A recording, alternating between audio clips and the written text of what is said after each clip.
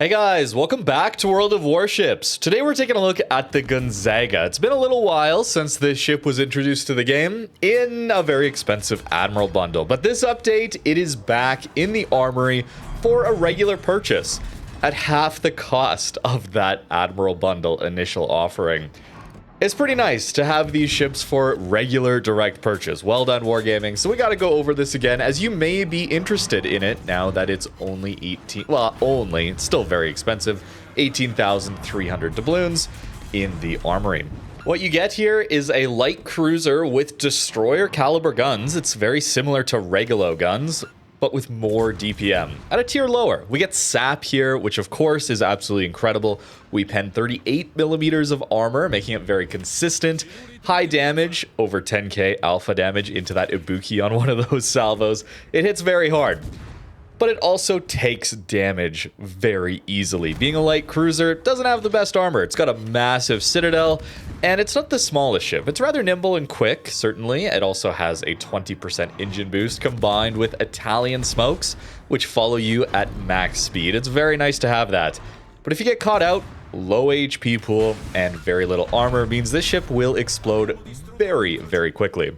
Only having a base of 13.8 kilometers of range at tier 9, where we can find ourselves up tiered into super ships rather often these days. Tier 9 matchmaker, not the best, I gotta be honest with you.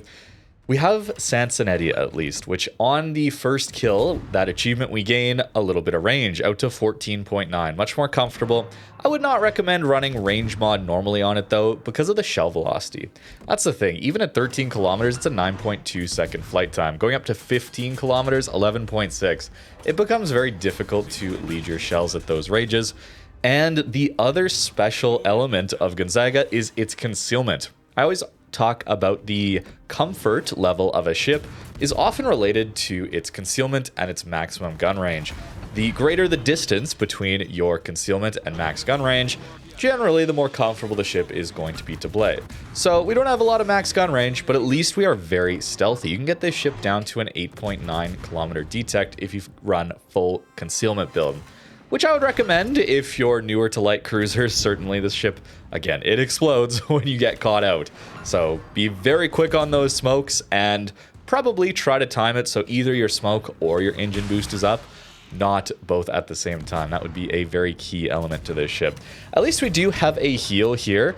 You're gonna have to survive a salvo to use that heal, but it's a nice thing to have. We get 33% Citadel repairs, so even if you take some Citadels with that large Citadel, you can come back from it a little bit, but you got to be careful. I want to play this ship on a flank. I want to be finding opportunities to hit broadsides. Even though the SAP has great pen angles, 70 to 80 degree pen angles, that's the key difference here compared to Regolo SAP. Regolo has 60 to 75 degree pen angles, so we have much more consistent shells even into well-angled targets. I still want to find those broadsides. It's just going to deal much more consistent, higher damage. Here we have a Hanover to deal with. Very, very scary ship. I'm going to hope I land some torpedoes on him. That's my hope here. The torps do very, very good damage. 20,400 alpha. We don't see that on Italian ships very often. Usually they're the lower damage, less than 14k alpha damage torpedoes. Here we get the very nice high alpha damage torps that go 10 kilometers. Not 13.5 like we would see on Regolo and some other Italian ships, but it's still something that can surprise people. You only get 3 per side, but they are absolutely devastating.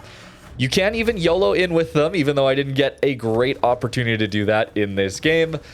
It's pretty funny to use this ship as a YOLO boat that can actually one-shot some pretty healthy ships with these torpedoes. It does a lot of damage. And that extra range allowing us to catch this Hanover here as well. Our turning circle radius is quite good, as well as our speed. So if you're good at dodging in light cruisers, it's hard, okay? But if you're good at it, you can avoid some of this incoming damage. 600 meter turning circle radius. It's like destroyer level, better than a lot of DDs. In fact, Regolo's is 770 meters. We're just a much bigger target. And of course, we have a Citadel, which is gigantic. So if you do happen to eat one of those shells, I'm saying this a lot, but you need to know this going in. Gonzaga takes a ridiculous amount of damage thanks to its poor armor. And since we don't really have Italian light cruisers in the game, I think that is the main reason I'm so interested in this ship. I enjoyed playing it. It was hard, it was a challenge, but I enjoyed it because it is a unique thing. Perhaps Wargaming will add a light cruiser line for Italy yet, but I don't know if it'll necessarily look like Gonzaga since this is running destroyer caliber guns. Sometimes light cruisers get the 150s, 152s. Other times they'll get the DD equivalents, 127s, 135s, like we have here. I'm not sure what they would necessarily go with, but it is interesting to see what a potential Italian light cruiser line would look like. And I do enjoy it quite a lot. Having these smokes is just so much fun. It allows you to play more aggressive. It allows you to play in positions that other light cruisers simply could not. It opens up certain open water maps to play some of the time. You gotta be very careful about which battles you're taking, of course. Here though, Hanover being distracted means I can freely open up. But as soon as he looks towards me, yeah, it's going to get a little bit scary. So I'm going to try and avoid one salvo here by slowing down and turning away with this turning circle radius, trying to take advantage of the aim assist, which should make his shells land low. And we get lucky mostly here. I went a little bit too early. But before he gets to his next salvo and those secondaries start tearing us up, I'm just going to smoke. And we have an over 1 minute smoke here when we're running Sansonetti, and combining that with my build. I'm actually given up accuracy mod on this ship in favor of longer duration on this smoke. I don't know if that's necessarily better, but we are running outnumbered as well to help make up for that accuracy detriment that we don't have. And that extra time on our smoke allows us just enough time to hopefully farm out this Hanover. It's hard to play tier 9 into super ships, but look at how much damage we've managed to do. Bit of a blowout here, our team didn't perform so well, but a decent showing still from Gonzaga. And this would be close to a worst case scenario. Certainly we could have carriers on us too, but running into the super ship on our flank and having to deal with it almost solo, and we do a pretty good job of it here. I'm waiting until I have my smoke completely run out, and then I'm going to use my engine boost to try and survive just a little bit longer here.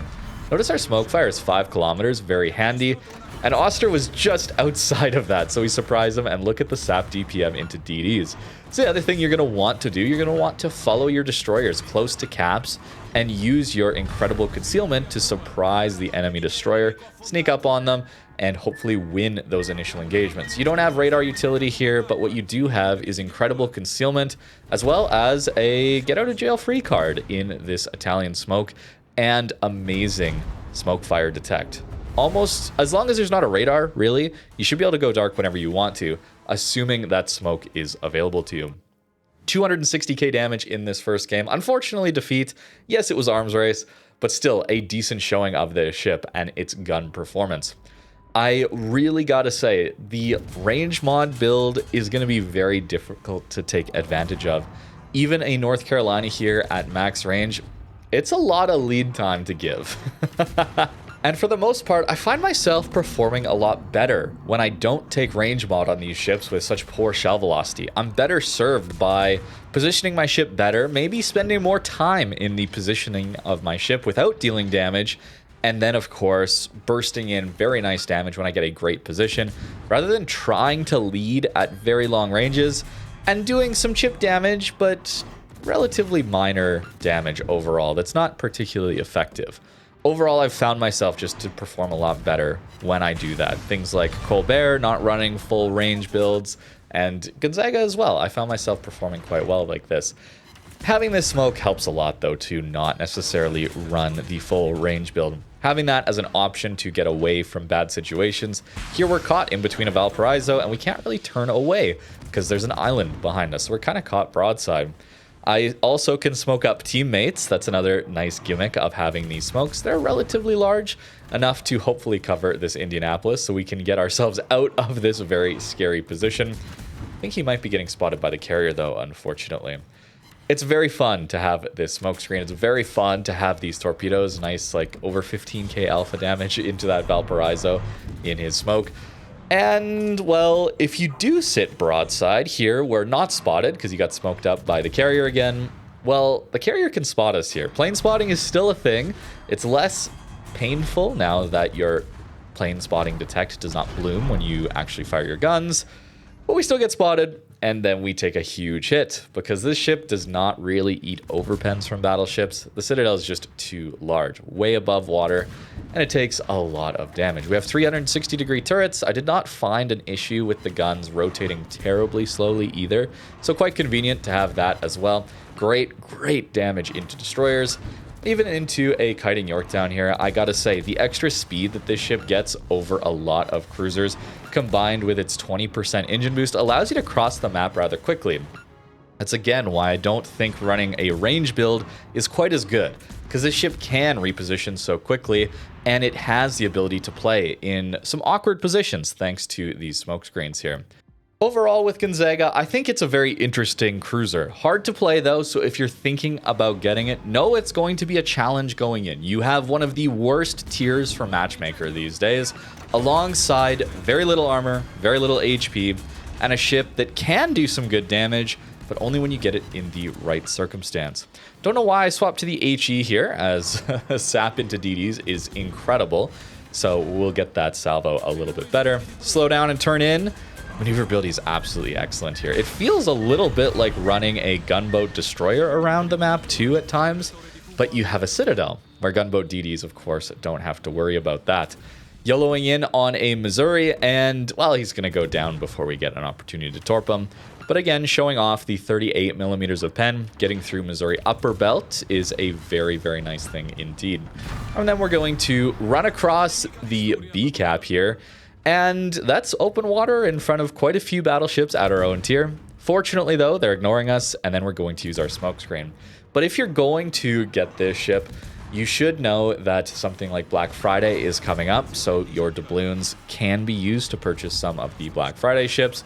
Not all of them. I think they've already announced that the rare ones, Alaska B, Jean Bart B, Massachusetts B, Azaccio B, those are direct purchase for cash only, not doubloons. But there's plenty of other Black Friday ships that are available, and oftentimes you get quite a good discount. Tier 9s will see a 15% discount, I believe, from their new normal price. And then the tier 8s and below get 30% discount. So usually when I'm thinking of the best value in this game, typically it's Black Friday for ships, and then at Christmas time they have 50% off premium time for a year of premium. Those two things typically are the best. So you might be interested in Gonzaga, Inchin, these ships coming back, and I am very happy that Wargaming has re-added these ships back for a regular purchase. I think that is absolutely incredible.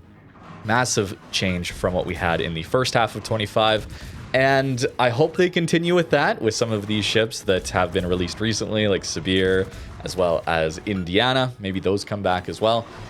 But there are a lot of options right now for doubloons, and while you've been earning quite a few doubloons over the last couple of updates and continuing through to the end of the year just by playing the game, it's still going to be a lot of those doubloons to spend on a single ship. You really should be interested in light cruisers and challenging light cruisers to play if you're wanting to get Gonzaga. I think for the vast majority of people, it's going to be a rather frustrating experience. Not just because of the matchmaker, but because your ship really struggles to have consistent battle impact thanks to that range. People tend to kite these days. People tend to camp the back of the map. And while the ship can reposition, it's hard to know exactly where to position the ship in some of those very passive games to actually get value out of this ship without just exploding, because you were the lone one to try and push, and then all those enemy ships at the back of the map target you and you go down very quickly. And as for the build here on Gonzaga, I gotta admit, I started running it as a lighthouse build. I wanted to see what kind of damage that I could get out of it. You still get 11 kilometers of detect, which is pretty good, although that comfort level difference between our detection and our max gun range gets pretty narrow at that point. But this is what I ended up running towards the end of my play session. Very risky to give up things like survivability expert and full concealment, not taking any of that. But it resulted in some pretty nice damage, although this is even harder yet to play. I would highly recommend, though, if you're going to play it here, run the full conceal build. Maybe don't even run the full smokes. Having a little more consistency out of aiming systems would be nice to have. And with your commander build, you can try it, but I would definitely recommend you at least go with something like this to start things off. See what you think of a build like this one. I guess you can fit a little bit more. I didn't use much of the HE, but it's actually got okay fires per minute. Only 10% fire chance, but you shoot a decent amount of shells out there, so it's all right fires per minute. But this ship is mostly based around its sap, so if you know you're going to shoot a lot of sap, you might not need gun feeder. But running a more conservative build like this one will certainly help you stay alive a lot easier, thanks to the concealment being so good with a build like that one. Armor-wise, it is only 16. You get overmatched by so many ships. It is very difficult. 30 mil icebreaker though, so assuming it's not 457s or 430s like Republic, you actually can bounce some shells at close range for those full YOLO plays alongside your torpedoes, doing a ton of damage in that situation. But your Citadel is gigantic here. That's going to be a very, very big problem for a ship like this one. And it's very easy to just die outright since you don't have a lot of HP and you also have this gigantic weak spot of a Citadel. And while it's quite maneuverable with the turning circle radius with the base rudder shift time of 9 seconds, it can feel a little sluggish to respond sometimes as well.